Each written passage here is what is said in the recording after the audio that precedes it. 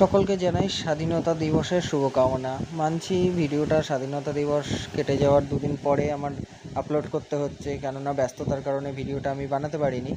তো স্বাধীনতা দিবসের দিন সকাল সকাল কোনো রকমে একটু খেয়ে তারপরে বেরিয়ে যেতে হয়েছে কাজের জন্য।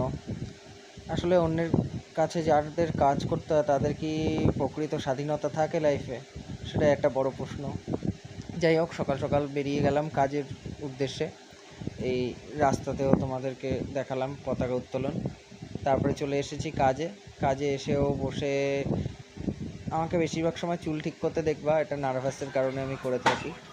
যাই হোক, তো আজকে দোকানটাকে ডেকোরেশনও ভালো করে করা হয়েছে স্বাধীনতা দিবস উপলক্ষে।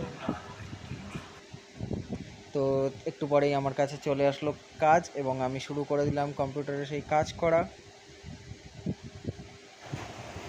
আমার মুখটা দেখে বুঝতে পারবে যে মুখে হাসি নেই, মনটা একটুখানি খারাপ রয়েছে, কেননা কাজের থেকে বেরিয়ে যাওয়ার পরে আমাকে আবার মাঝ রাস্তা থেকে ফেরত আসতে হয়েছিল, যার জন্য আমি একটু আপসেট হয়ে গেছিলাম এবং আমি বাড়িতে ফেরার জন্য কোনো ট্রেন পাইনি, যার জন্য অটোতে করে আমার রাত্রে বাড়িতে ফিরতে হয়েছে।